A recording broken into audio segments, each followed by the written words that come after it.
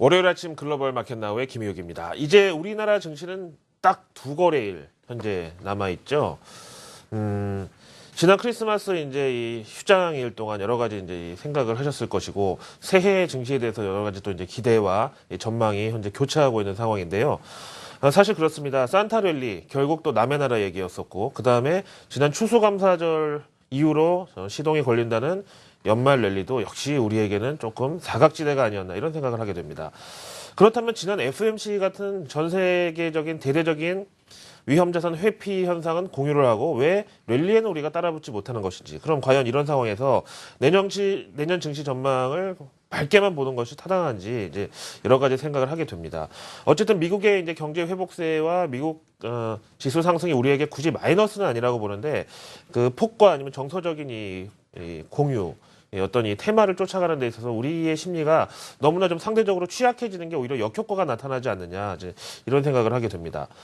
일단 지난 주말에 우리 쉬는 동안에요, 이 연말 쇼핑 시즌이 이제 크리스마스 이브날을 정점으로 이제 거의 끝난다고 보거든요.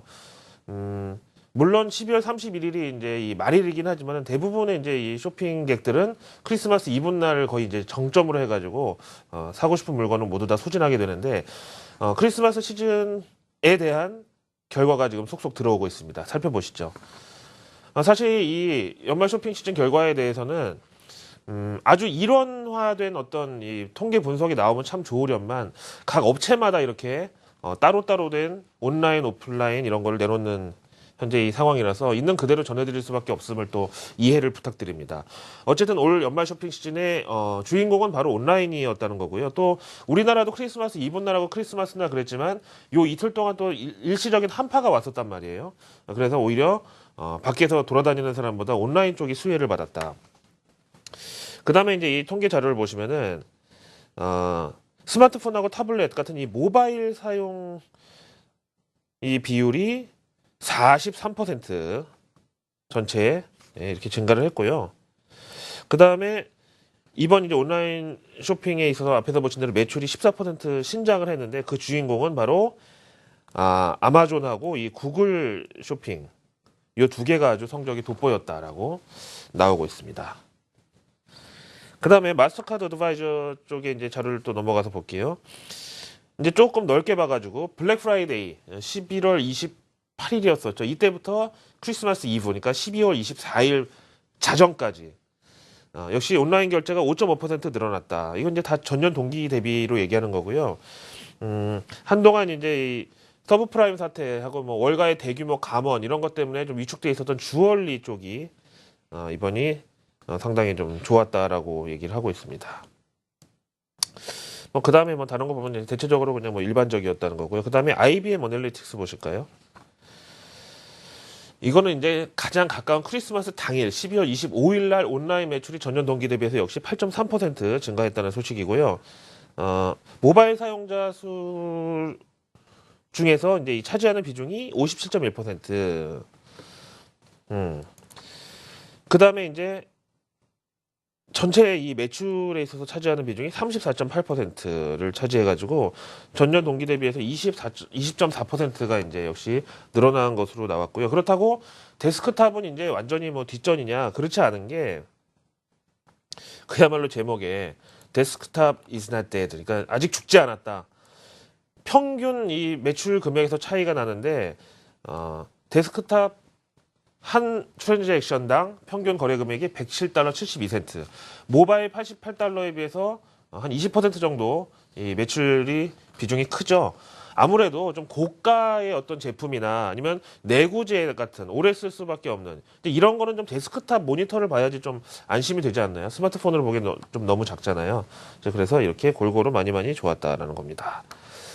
자, 이제 지난 금요일장 미국도 역시 사상 최고치를 또 한 번 경신을 했는데요. 사실 미국의 사상 최고치는 우리에게 있어서 큰 감동은 없고 오히려 우리는 좀 상대적인 박탈감을 느끼게 한다라고 말씀을 드리는데, 이 모든 이 요소들이 합쳐지면은 이번 주까지도 결국 랠리가 이어질 수 있을 것인가. 보시다시피 크리스마스 이 쇼핑 성적도 좋았고요.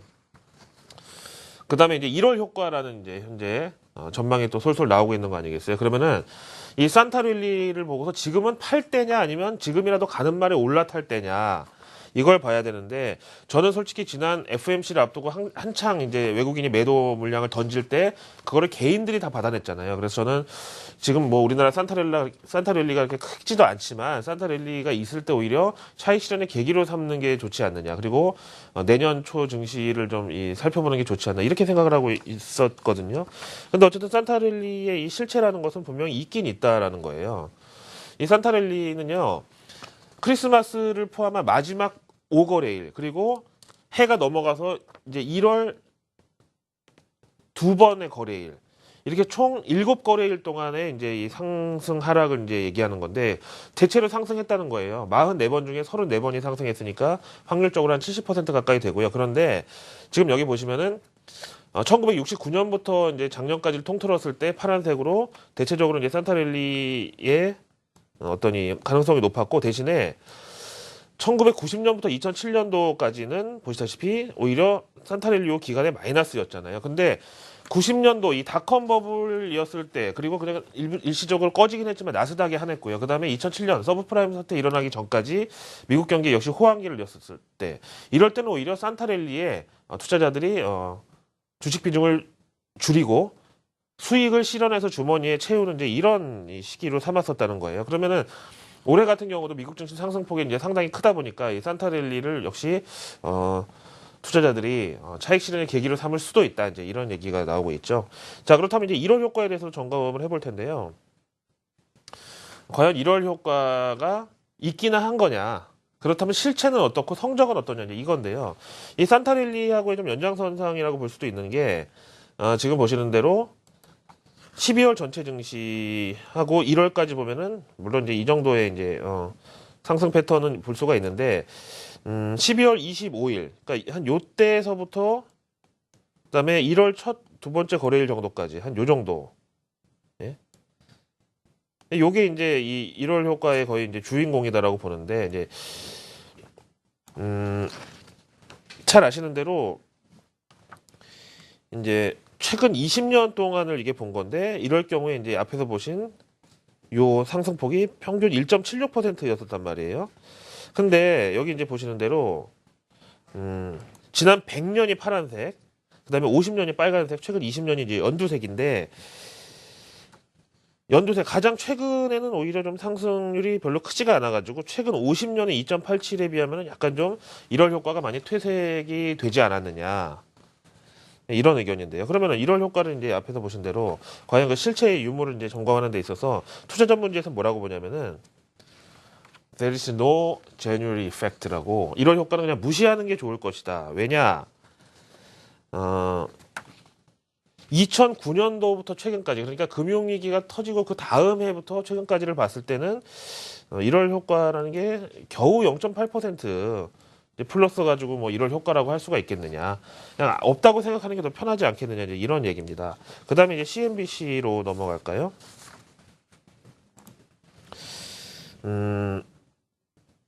1월 효과의 주인공은 스몰캡이다. 스몰캡은 이제 중소형주를 얘기하잖아요. 근데 저는 그렇습니다. 지금 워낙에 미국의 사상 최고치를 이제 계속 경신하고 있는 이런 현재 상황에서 결국 우리나라 이 한국 증시는 주연이 아닌 조연이란 말이에요. 아니죠. 조연도 아니라 거의 이제 엑스트라급의 그런 이제 영향인데 그렇다면 과연 이제 미국이 지수가 꺾여야 우리한테 기회가 오느냐면 또 그렇지도 않을 것 같은 게 지난 10월도 그랬고 12월 이 중순에도 그랬고 FMC 때 위험자산 회피 현상이 나오면 우리도 그대로 또 직격탄을 맞았단 말이에요. 그러면 미국 증시가 지수 자체는 그냥 횡보를 하더라도 중소형주가 올라야 결국 미국 사람 이 글로벌 투자자들의 입장에서 중소형주에도 이제 한번 기회가 올 것 같다면 결국 그게 한국 주식에 대한 이 매력을 돋보이게 하지 않나. 물론 이제 좀 가슴이 아프죠. 우리나라는 이제 이 업종 대표주라고 하는 이제 이 코스피 종목들이 글로벌 투자자한테는 스몰캡 취급을 받는다는 게 억울하지만 어쨌든 지금으로서는 어쨌든 미국의 스몰캡이 관심을 받을 때 결국 한국 주식에도 기회가 온다라고 생각할 수밖에 없는 이제 상황인데요. 일단 올해 대형주 랠리가 나왔었고 다우지수가 18,000을 갔잖아요. 그런 상황에서 이제는 좀 소외주 찾기의 안간힘이다. 왜냐면 지금 이제 다우지수 종목 중에서 뭐 에너지주도 아무리 저평가라고 하지만 이제 내년 유가 전망을 생각하면 또 쉽게 주워 담기가 그렇고 그다음에 기술주 많이 올랐고 그다음에 이제 제조업 뭐 전통이 대기업들, 미국의 이제 굴뚝 산업 이런 것도 많이 올랐기 때문에 다우지수 18,000원 갈 시점에서 추가 매수로 손이 나가기는 쉽지 않은데 그럴수록 이제 중소형주의 매력이 돋보이고 있는 바로 1월을 앞두고 있는 상황이라고 하고요. 그다음에 이게 최근 25년 동안인데요. 1월 증시 평균을 보니까 지금 보시는 러셀 2000 지수가 0.65% 플러스였고 S&P 500 지수는 오히려 0.3%에 못 미치는 절반에도 못 미치는 이제 이 랠리여서 역시 중소형주가 2배 정도 아웃퍼폼을 했던 최근 25년이었다 이렇게 보는 거고요. 그다음에 이제 지난해 같은 경우도 보면은 이 산타랠리 앞에서 보셨다시피 크리스마스 이제 전후를 기점으로 한다고 알려져 있지만 실제로는 마지막 5거래일 그리고 내년 증시의 첫 2거래일까지 이어지는 요 산타랠리를 봤을 때 대형주에서 먼저 불이 붙어가지고 중소형주로 확산이 됐더라. 올해도 그렇죠. 일단 다우지수가 18,000을 치고 올라가면서 산타랠리에 불이 붙었다고 다들 얘기를 했고 그때 이후로 고점 부담을 느끼지 않고 계속 뻗어나가고 있단 말이에요. 그러면 이게 내년으로 넘어가면서 결국은 중소형주로 다시 이제 확산이 되는 이런 전형적인 이 불리시 마켓의 이제 특성이 나온다는 거고요. 이제 앞에서 말씀드린 대로 요즘에 이제 미국 증시하고 우리 뭐 한국 증시의 디커플링이 계속 좀 심각할 정도로 나오다 보니까 이런 얘기를 하면은 이게 됐고 우리나라 얘기 좀 해봐라라고 이제 막 말을 뚝 끊으면서 저를 면박 주시는 분들이 계시는데 그래서 이제 지금 보시는 러셀 2000 지수하고 같이 보면은요. 앞에서 말씀드렸지만 월가 트레이더들 사이에서는 결국 코스피는 우리한테는 대형주, 우량주지만 그들에게 있어서는 중소형주의 취급을 받았던 역사가 여러 번 있었고 최근 이제 조정 때도 그랬고 그 강세장에서도 그랬었단 말이에요. 그러면 러셀 2000 지수와 같이 우리가 지금 소외돼 있는데 1월 효과의 주인공은 아무래도 중소형주가 될 공산이 크다고 지금 하는 거 아니에요. 근데 지금 코스피하고 러셀 2000하고 보면은 누가 봐도 이제 경기 민감 업종이니까 같이 갈 것 같은데 이렇게 역동조화가 있었단 말이에요. 러셀이 뜰 때 코스피가 가라앉았던 적 그리고 러셀 2000 지수가 보시다시피 급격하게 조정받을 때 코스피가 떴던 적이 있고 최근에도 역시 이제 이러고 있는데 이 상황에서 러셀 2000 지수가 이번에는 잘 가는 게 코스피한테 기회가 되지 않냐 이번에는 동조화가 나와야 되지 않느냐 그래서 1월 효과에서 미국의 중소형주에 결국 수혜가 간다면 코스피도 이번에는 동조화로 따라갈 때가 됐다. 그 다음에 이제 조정받을 때는 또 이제 디커플링을 우리가 또 한번 건재할 수 있다. 이렇게 가장 희망적인 시나리오를 좀 말씀을 드리겠습니다. 자, 다음 내용으로 넘어갑니다.